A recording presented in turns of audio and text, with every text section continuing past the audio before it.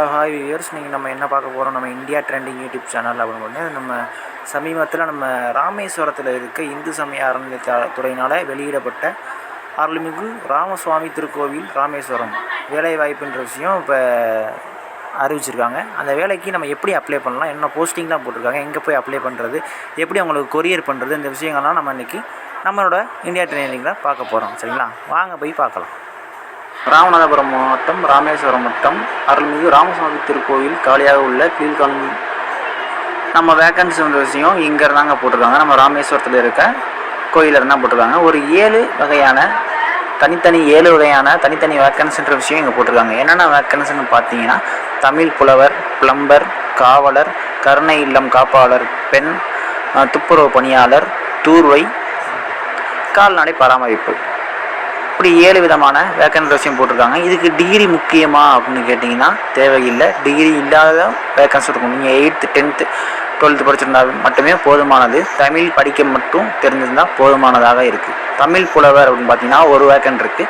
அவங்களுக்கு எவ்வளோ சேலரி அப்படின்னு பார்த்தீங்கன்னா 18,500 வந்து 58,600 வரைக்கும். அவங்க பிஏ தமிழ் படிச்சிருக்கணும், இல்லை தமிழ் ரிலேட்டடான ஏதாவது ஒரு டிகிரி குவாலிஃபிகேஷன்ஸ் அவங்க மஸ்ட். பிளம்பர் ஒரு வேக்கன் போட்டிருக்காங்க. அவங்களுக்கு பேஸ் பார்த்தீங்கன்னா 18,000 56,900 வரைக்கும். அவங்க ஐடிஐ படிச்சிருக்கணும். சேம் அடுத்து காவலர் 18 பேர் கேட்டிருக்காங்க. 15,900 50,000 வரைக்கான அவங்களுக்கான சேலரி.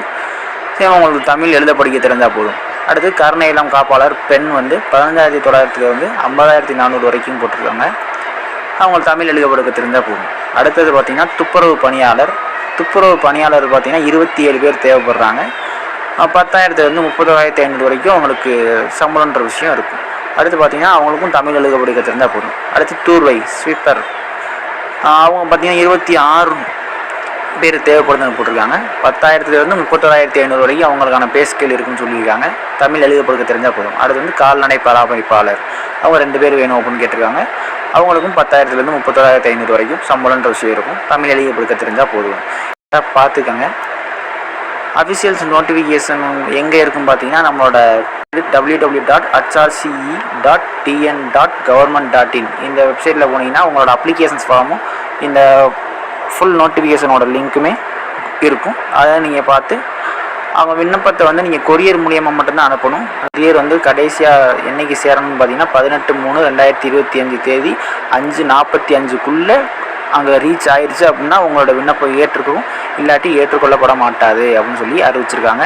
போலீஸில் எந்த விதமான ஒரு குற்றங்களும் இருக்கக்கூடாது, இல்லாமல் இருக்கணும். விண்ணப்பத்தவர் கல்வி தகுதி என்னென்ன அந்த போஸ்ட்டில் என்னென்ன லிங்க் பண்ணணும்னா, நீங்கள் ஃபில் பண்ண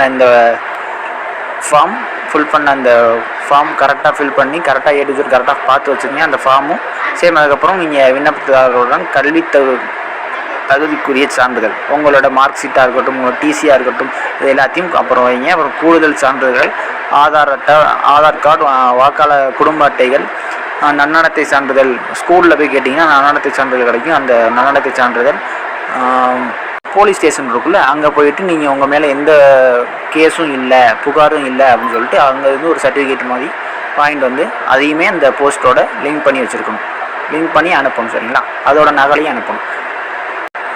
விண்ணப்பதாரரால் தெரிவிக்கப்படும் விவரங்கள் அனைத்தும் சரியானவையா என உறுதியளிக்க வேண்டும். தவறான தகவல் அல்லது போலியான ஆவணங்கள் ஏதேனும் அளித்து பணி நியமனம் ஆணை பெறப்படும் பட்சத்தில் எவ்வித முன் அறிவிப்புமின்றி பணி நீக்கம் செய்யப்படுவதுடன் சட்ட ரீதியான குற்றவியல் நடவடிக்கையும் உட்படுத்தப்படுவீர்கள்.